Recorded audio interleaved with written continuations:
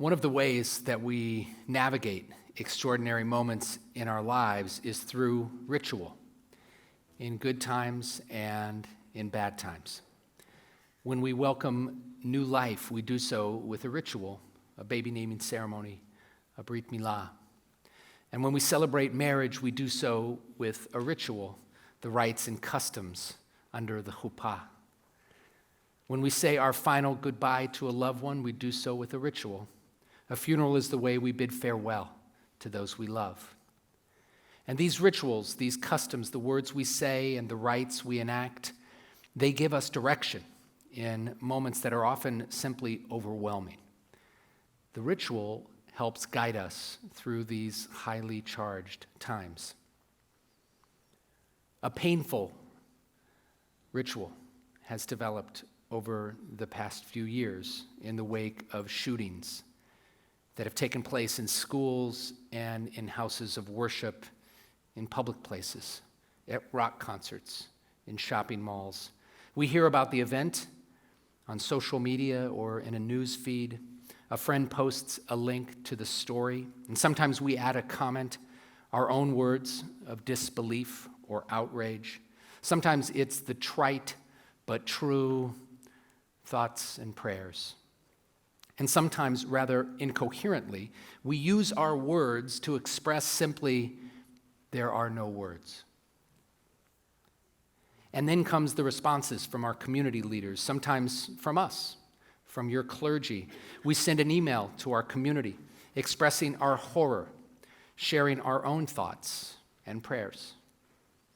Frequently, someone begins a Facebook group for those who wish to share memories, links, and images.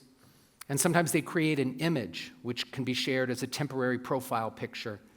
After the shooting in Parkland, a group called MSD Strong emerged online, the initials of Marjorie Stoneman Douglas High. And after the shooting at the Tree of Life Synagogue in Pittsburgh, in Squirrel Hill, a Facebook group called Pittsburgh Strong was created with an accompanying image modeled on the Pittsburgh Steelers logo and with the hashtag Together Against Anti-Semitism. And last week it was another tragedy. Again on Shabbat, this time just a few hours' drive from this very place. Another overwhelming moment. Feelings of anger and confusion, exhaustion, and fear wash over us. We send an email decrying the hideous act, and we offer thoughts and prayers. And we ask for healing and hope, and now it's Poway strong. And all week I've been thinking, as I bet you have too, about how to remain strong in moments like this. In the face of so much hatred and violence, in the face of a resurging anti-Semitism that we thought was finally a thing of the past. For us, as members of the Jewish community, we are particularly heartbroken about this terrifying rise in anti-Semitism in our country and around the world. And we are understandably concerned about our own safety in our own houses of worship, a thing that was unthinkable just a few years ago. And more broadly, as Americans, we are sickened by mass shootings in our schools, in our shopping malls, at rock concerts, in our inner cities. It's an epidemic of gun violence.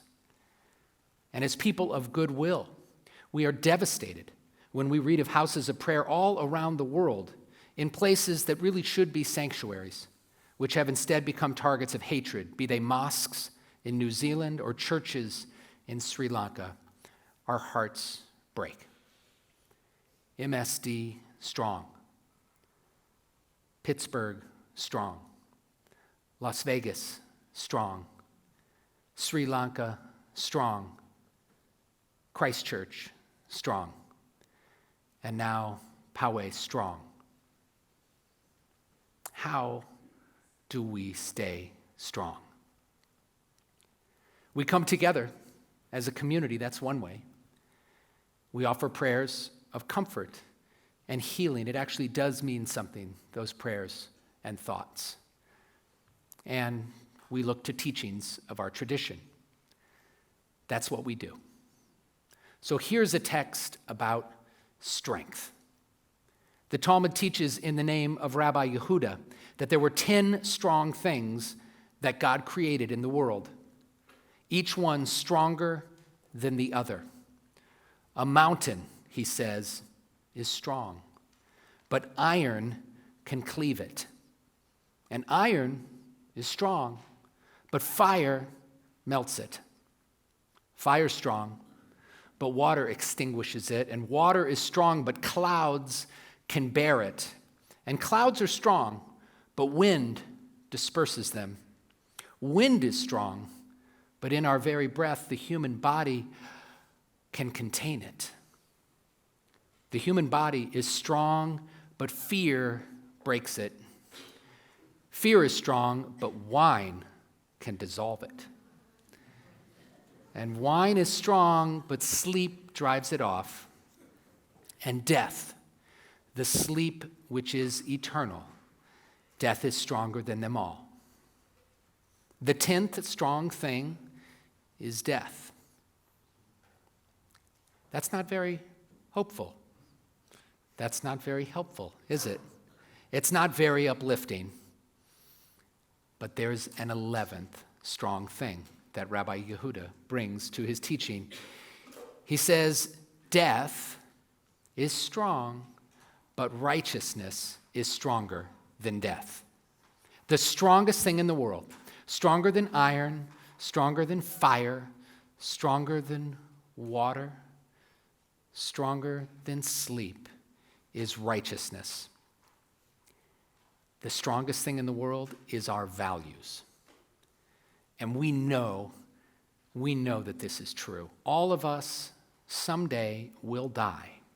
But what will endure, what will be remembered, that which will grant us immortality is our righteousness, our good acts, our love, our kindness, our courage.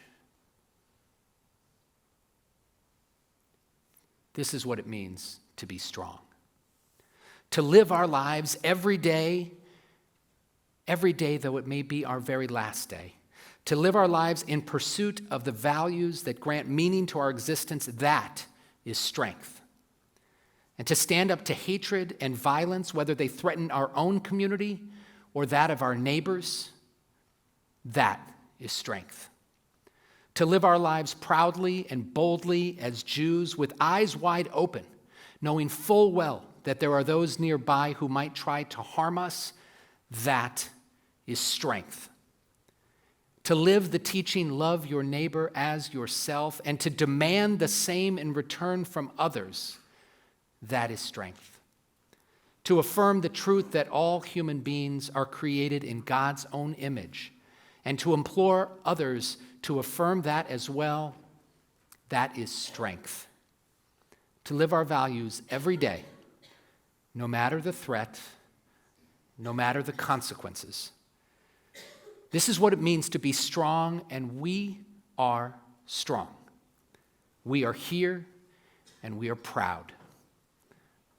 Our hearts might ache, but our spirit is unbowed. Shabbat shalom.